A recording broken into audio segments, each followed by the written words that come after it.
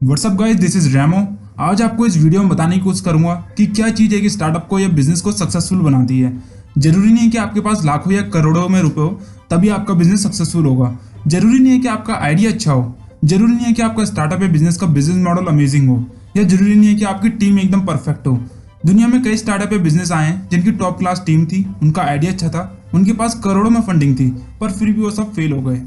अब जब एक बिजनेस को सक्सेसफुल बनाने के लिए पैसा जरूरी नहीं है, अच्छा आइडिया होना भी इतना जरूरी नहीं है, अमेजिंग टीम होनी भी इतनी जरूरी नहीं है, तो आखिर एक स्टार्टअप सक्सेसफुल होता कैसे है?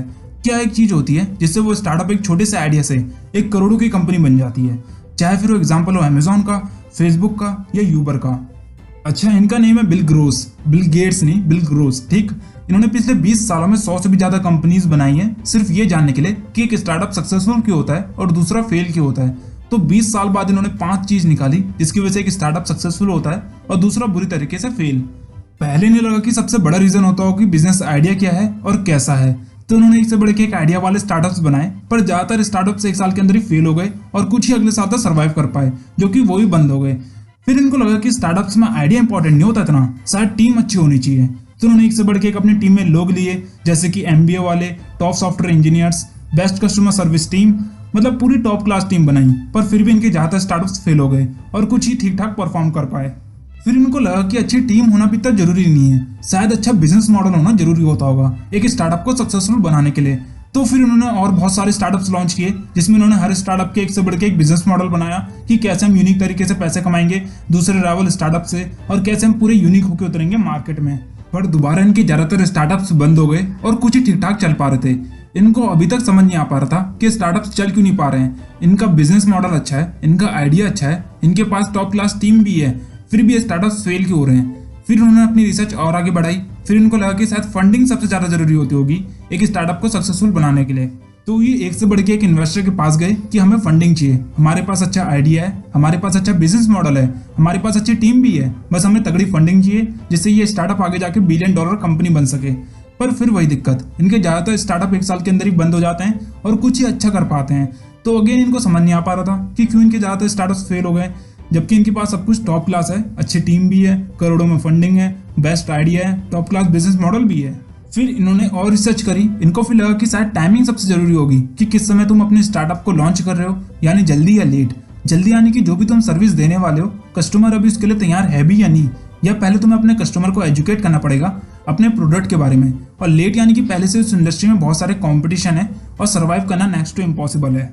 अच्छा, जब इनके पास ये सारे 5 फैक्टर आ गए थे, तो इन्होंने अपने स्टार्टअप को, जो कि बुरी तरीके से फेल हुए थे, उनको $1 बिलियन स्टार्टअप के साथ, जो कि अब एक बड़ी कंपनी बन चुकी है, जैसे कि YouTube, Airbnb, Uber, Instagram, LinkedIn और व्हाट्सएप, इन सभी के साथ कंपेयर करके देखा।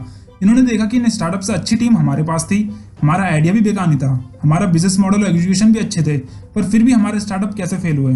तो फाइनली इनको पता चला कि एक स्टार्टअप सक्सेसफुल क्यों होता है और दूसरी बुरी तरीके से फेल। इन्होंने अपने सारे 100 से भी ज्यादा स्टार्टअप्स की लिस्ट निकाली और उनके 5 फैक्टर रिसर्च करे, और इनमें से जो स्टार्टअप अच्छा परफॉर्म कर रहे थे, इन्होंने देखा कि सबसे बड़ी चीज उन स्टार्टअप्स की टाइमिंग अच्छी थी, यानी कि उस टाइम मार्केट को या कस्टमर को उस सर्विस की नीड थी। फिर दूसरे में टीम और एग्जीक्यूशन, कि कैसे इनकी टीम ने अच्छे तरीके से अपने कस्टमर को मैनेज किया और उनको सेटिस्फाई किया। फिर आइडिया।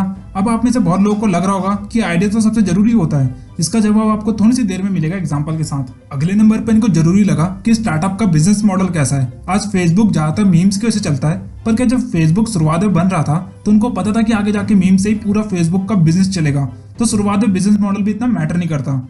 और लास्ट में आती है फंडिंग। इन्होंने देखा कि जिस स्टार्टअप के लिए इन्होंने सबसे ज्यादा फंडिंग उठाई है, वही सबसे बुरी तरीके से फेल हुए हैं। अब जब आपकी सर्विस या प्रोडक्ट के लिए मार्केट में नीड ही नहीं है, तो आप चाहे पूरे वर्ल्ड में अपना बिजनेस एक्सपेंड कर दो, करोड़ों में फंडिंग उठा के, उसको फेल तो होना ही है। अब एयरबीएनबी क्यों सक्सेसफुल हुआ? क्योंकि कोई नहीं चाहा कि वो अपने घर का कोई रूम किसी बाहर वाले को रेंट पे दे, और शायद आप भी नहीं चाहोगे।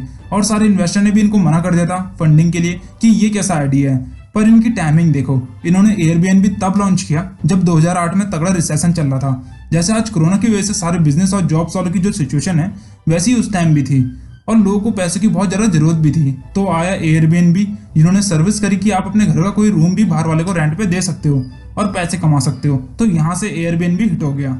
अब अगर इनकी टाइमिंग खराब होती तो शायद ही बुरी तरीके से फेल हो चुके होते। तो आइडिया इतना इंपॉर्टेंट नहीं है जितनी टाइमिंग होती है एक स्टार्टअप को या बिजनेस को सक्सेसफुल बनाने में या फेल करने में।